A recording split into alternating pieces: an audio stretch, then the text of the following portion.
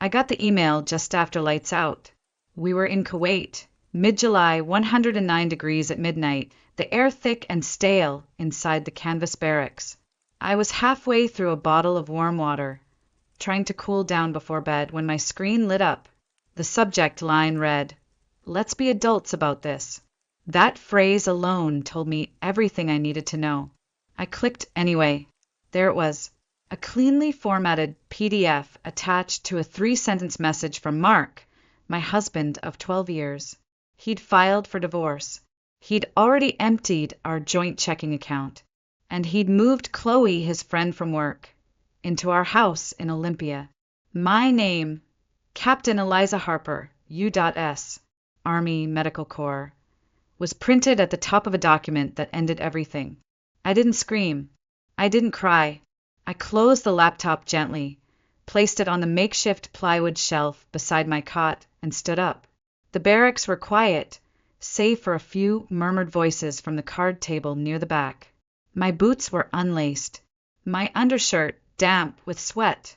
I walked to the communal showers, turned the water on cold, and stood beneath the stream like it might wash away the betrayal clinging to my skin. When I returned, I climbed into my cot, pulled the blanket up to my chest, and stared at the metal ceiling for a long time. Then, finally, I turned the screen back on, opened my inbox, hit reply, and typed one word, noted. No explanation. No questions, no begging, just a quiet, surgical detachment. The kind they teach you in trauma medicine when lives are slipping away and you can't afford to feel. The next morning, I made my bed with hospital corners. I brushed my teeth. I suited up and reported for rounds at the base infirmary.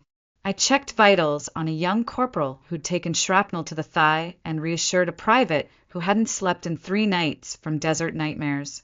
I kept my voice calm, my hand steady, my smile intact. No one noticed anything was wrong. Except for Rivera. She caught me slipping for half a second when I hesitated before updating a chart. "You all right, ma'am?" she asked, frowning. I blinked, then nodded. "Just tired." She didn't press. We've all learned not to push when someone's holding themselves together with string and tape. But the truth was, I wasn't tired. I wasn't even surprised, because deep down I'd known. Maybe not the details, not the timing, but the signs were there long before I boarded that plane. A kind of slow erosion that happens when love turns to tolerance and then to silence. It started small. Mark stopped asking about my deployments, then stopped calling altogether unless I called first. He changed the passwords on our Netflix account, then on his phone. He started working late more often, claimed he'd taken up jogging, though his running shoes stayed in the closet. And when I suggested counseling, he told me I was overthinking everything. Still, I wanted to believe it was just distance, that maybe I was projecting fears onto things that didn't deserve them. So I kept quiet. I buried it, because that's what you do when you're overseas and the mission comes first. You compartmentalize. You survive. You tell yourself, I'll deal with it when I get home. Only now. There was nothing left to deal with. He'd made that decision for both of us. What he didn't know, what he couldn't have known, was that I had made quiet preparations of my own, not out of mistrust, not even out of suspicion, but out of instinct. I'd opened a private bank account 2 months before I deployed, redirected a portion of my pay there, just enough to give me options. I'd stored my will, my grandmother's wedding ring, and the deed to the house, still under my name thanks to the VA loan, in a locked safety deposit box. And I'd set up remote access to our home security cameras. Just in case. I didn't know what I was preparing for then, but now I did. And this time, I wasn't going to patch the wound or pretend it didn't exist. I'd spent 12 years learning how to fix what was broken. But now, it was time to hold someone accountable for the damage. And I was going to do it with the same precision I brought to the field. No panic, no mess, just results. We met in a moment that felt like something out of a movie. I'd just returned from my second deployment, tired, raw, carrying too much death in my chest, and I'd gone to a friend's engagement party just to feel normal for a night. Mark was there, standing by the backyard grill, sleeves rolled up, telling a story I didn't quite catch, but everyone around him was laughing. He had the kind of easy charm that made people lean in. I didn't. I stayed at the edge of the crowd, sipping something too sweet and too warm. He noticed anyway, said, "You look like you want to be anywhere but here." I said, "That obvious?" He smiled, said, "Yeah, but that's why I'm talking to you." We were married 11 months later. It wasn't a fairy tale, but it was honest. He respected what I did, even if he didn't understand it. He'd never known anyone in the military. His father was a high school principal. His mom ran a floral shop. Mark worked in city planning, safe, grounded civil. He said he admired my bravery, said I was the strongest woman he'd ever met. And for a while I believed him. Our first home was a modest 2-bedroom in Olympia. The yard was overgrown, the floorboards creaked, and the water heater needed replacing every other month. But we painted the walls ourselves. We planted herbs in the kitchen window. We hung a map in the hallway and pinned every country I'd served in, every base I'd passed through. Mark used to send me letters, actual paper, with stamps and his messy handwriting when I was deployed. He'd write about mundane things, the cat scratching the new couch, the neighbor's kid learning to ride a bike, a recipe he'd failed spectacularly. I kept them all. But somewhere along the way, the tone changed. The laughter got thinner, the updates shorter, the letters stopped. By year 7, things had cooled. He stopped coming to my return ceremonies, said they were too overwhelming. When I made captain, he congratulated me with a distracted smile, then asked if I'd consider a desk role so I could be home more. When I said no, that I wasn't ready to leave field work, he didn't argue. He just nodded and turned back to his laptop. I tried. I adjusted schedules, took shorter deployments, prioritized date nights, even when my body screamed for sleep.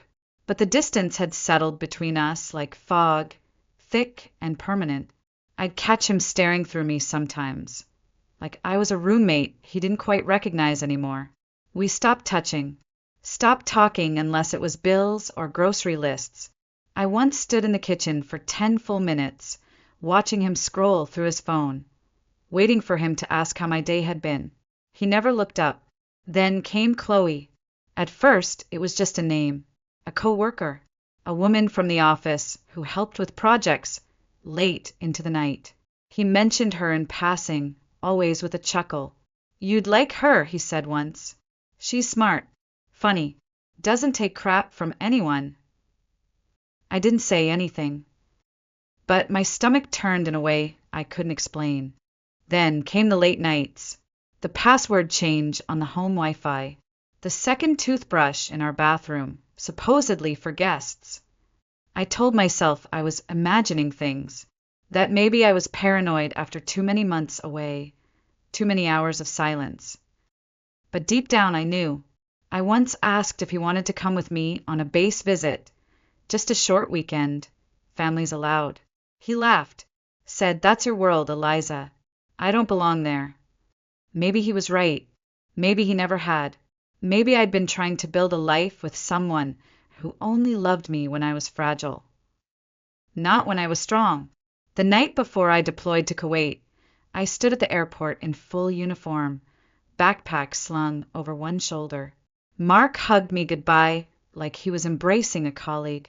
No emotion, no urgency, just a polite pat on the back and, "Take care of yourself, okay?"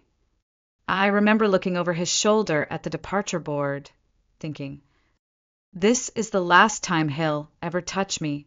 I was right. 2 weeks after that email, I got another notification. This time from the banking app I'd almost forgotten was still linked to my old account. I was grabbing lunch at the mess hall, half listening to someone complain about sand in their boots, when my phone buzzed. Withdrawal, $92,000.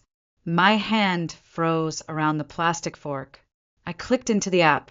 The joint checking account showed a balance of $14.37. The savings account One we'd built together over a decade was gone. Every cent. I stared at the numbers, unblinking. Then I got up, left my tray untouched, and walked out into the blazing sun. That evening, I called the bank from the secure call center. The rep was polite, robotic. Said the withdrawals had been happening gradually, small amounts at first, starting the day I deployed. Then larger transfers funneled to an account I didn't recognize. One of them had Chloe's name attached to it. The rep didn't say anything more, but I could hear the hesitation in her voice. The shame. I ended the call and just stood there in the fluorescent-lit hallway, surrounded by the faint echo of chatter and laughter from other soldiers calling their kids, their spouses, their parents. They had homes to return to, people waiting. And me? I had a man who emptied our accounts and moved another woman into my bed. That night, I didn't sleep. I logged into our home security system, a detail Mark had clearly forgotten I could access remotely. It took a few minutes to buffer the footage, but when the screen loaded, I saw it. A red pickup truck parked in our driveway. Chloe stepped out first, her hair tied up in a bun, holding the leash of our dog, Charlie. My dog, the one I rescued from a ditch in Kandahar. Then came Mark in his pajama pants, holding the mug I bought him for our 3rd anniversary, the one that said "World's okayest husband." He handed it to her and she laughed. They walked inside together like they belonged there. I watched as she wandered through my kitchen, opening drawers like she'd always known where everything was. She sat on the couch I picked out during a PCS move, legs curled under her, scrolling through her phone while Mark made popcorn in the microwave I bought on sale at Target. During deployment number 3, when he forgot our anniversary and I sent him a care package to remind him. And then he kissed her, right in the center of my living room. My living room with the crooked bookshelf I built, the yellow lamp from my grandmother, the Afghan rug I bargained for in Kabul. Something inside me cracked, but not in the way people expect. It wasn't rage. It wasn't even heartbreak. It was clarity. Cold, sharp, surgical. I closed the feed. I sat on the edge of my cot. I opened a notebook I kept beside my bunk and began to write. 1. Call Dana. 2. Check Virginia loan terms. 3. Access deed documents. 4. Contact JAG friend at Pentagon. 5. Retrieve storage key. 6. Secure pension accounts. I wasn't falling apart. I was drawing a battle plan. Because Mark thought I was thousands of miles away, helpless, blind, and too far gone to fight back. But what he didn't understand was, I don't need to yell to make someone bleed. I just need to be quiet long enough for them to hang themselves. I called Dana the next morning before sunrise. She picked up on the second ring. No hello, no preamble. Just, tell me everything. I did.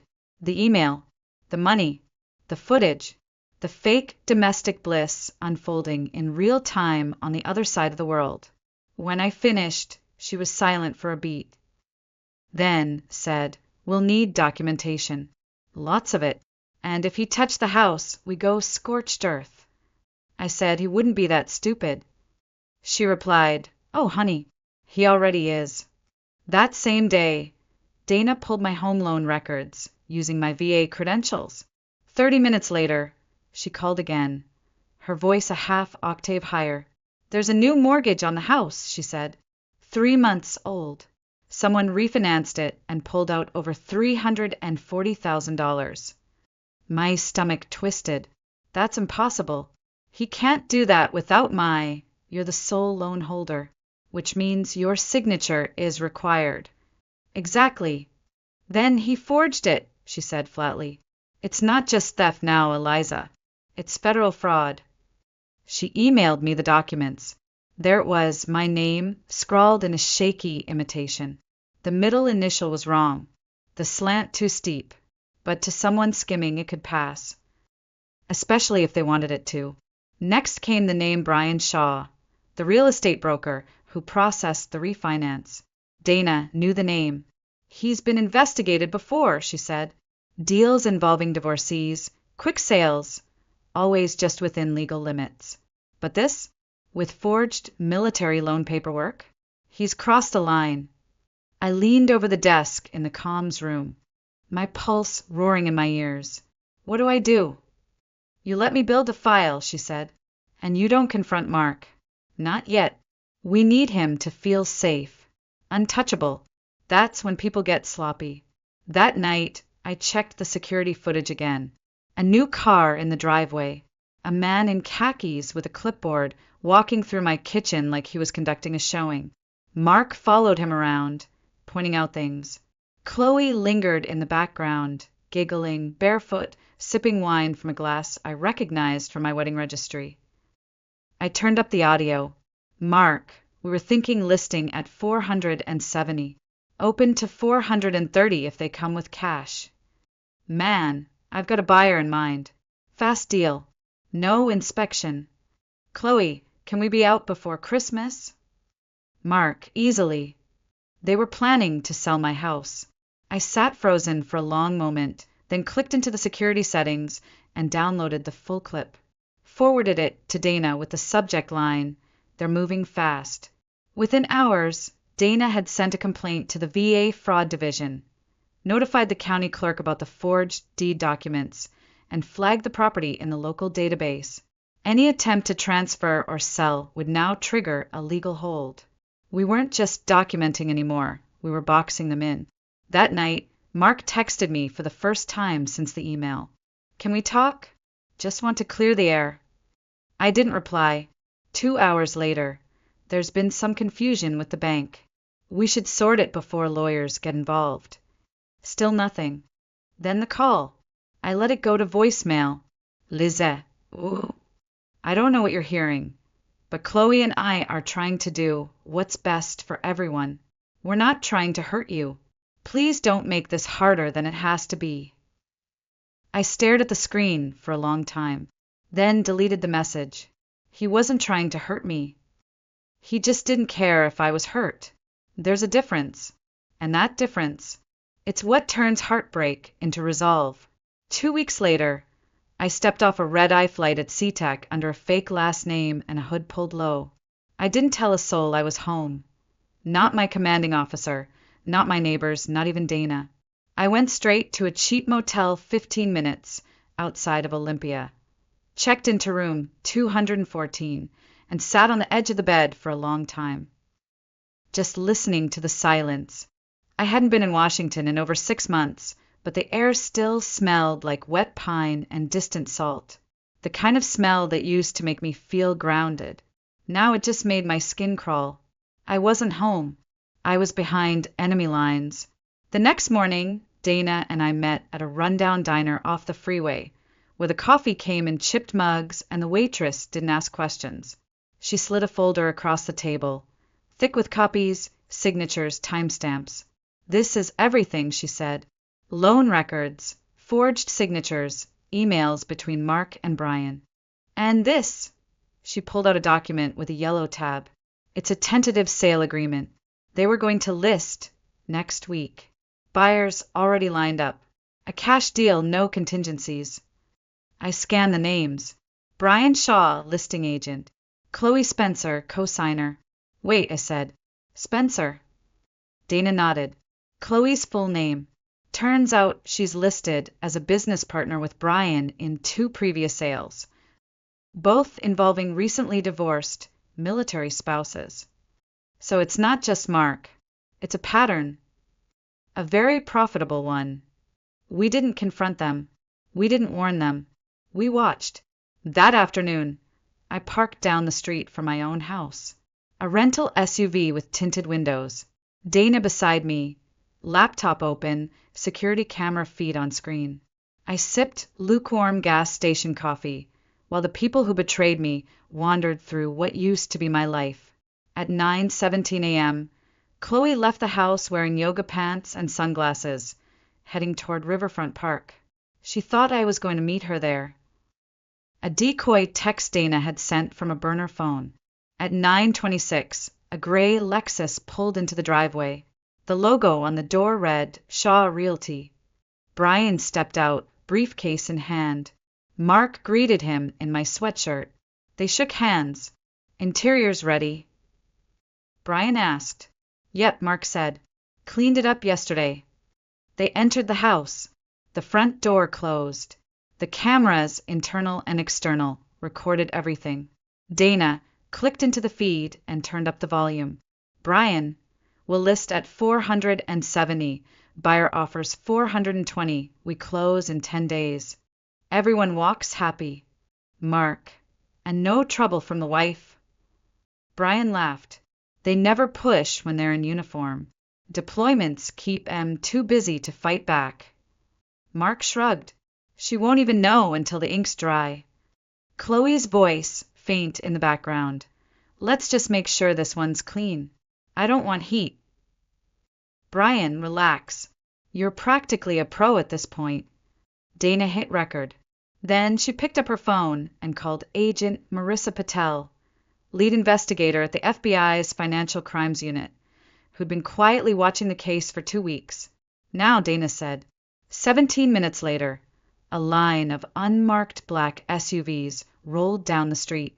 I watched from the rearview mirror as agents in windbreakers moved in formation, like a dance we both knew well. I didn't blink when they knocked on my door, and entered without waiting. 3 minutes later, Brian Shaw emerged in cuffs. Chloe followed, looking pale, barefoot, phone still in hand. Mark came out last, hands behind his back. No shoes, no swagger, just a man whose world had cracked open and was still falling. My phone buzzed.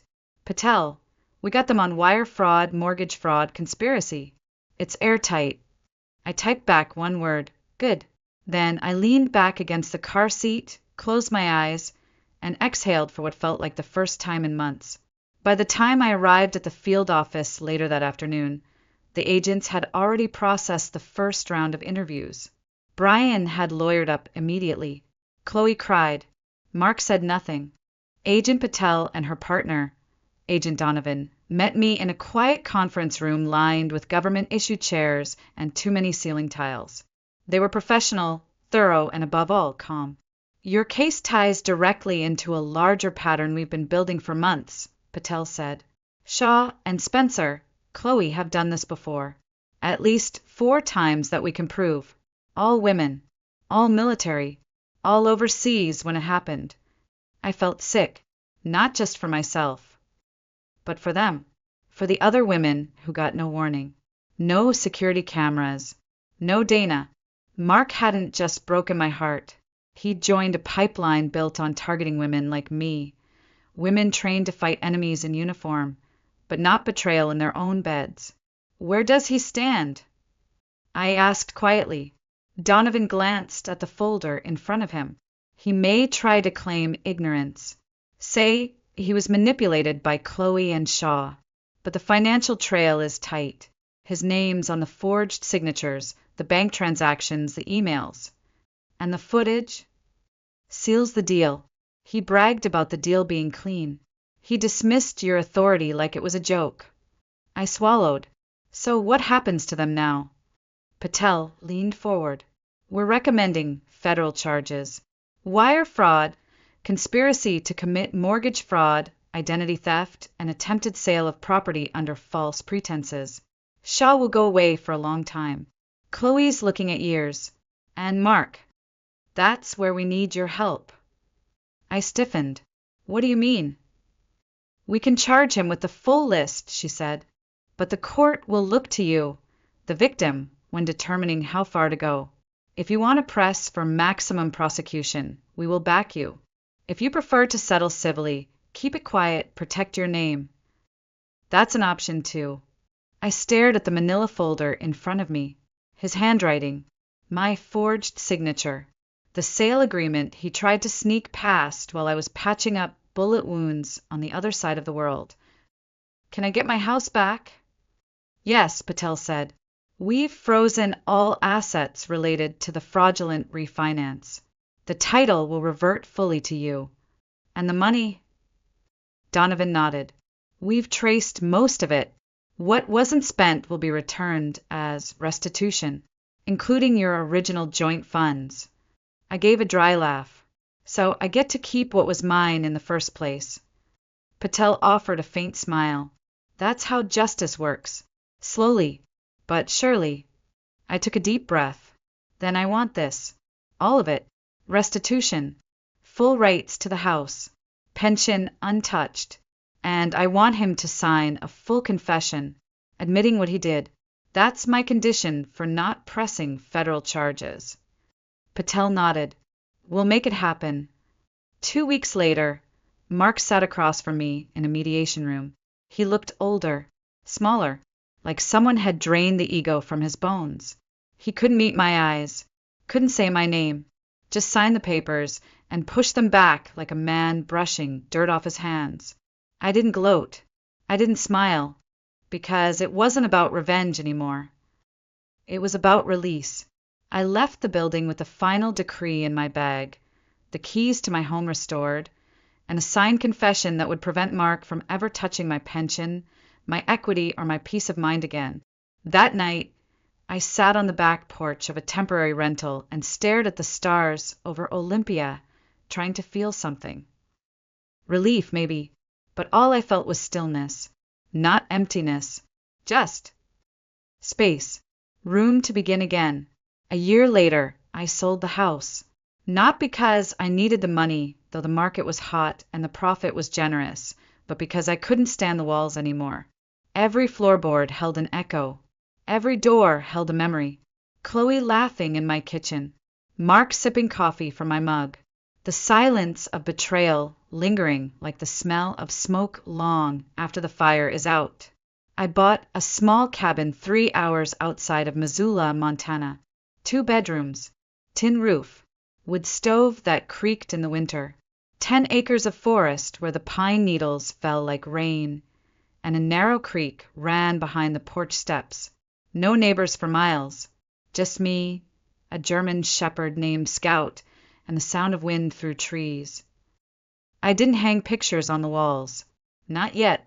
I wasn't ready for faces, but I built furniture with my own hands. Rough, imperfect, sturdy. A table from salvaged timber. Bookshelves from old pallets. A bench for the porch, where I'd sit with a mug of tea and watch the world grow quiet. My pension covered the basics. I did carpentry work for locals, nothing flashy. Repaired barns. Built fences. Fixed cabinets, too warped for modern hands. They called me the lady vet with sharp eyes and steady hands. I didn't mind the label. It was better than what Mark used to call me. Too much. Sometimes, when the nights got too long and the memories too sharp, I'd wake up and go stand barefoot in the grass, breathing in the cold. The sky out here was bigger than anything I'd ever seen in Afghanistan or Iraq. Bigger than the things I'd lost. Bigger than the grief I hadn't spoken aloud. And then one morning I got a letter. It was handwritten, on lined paper, the ink slightly smudged.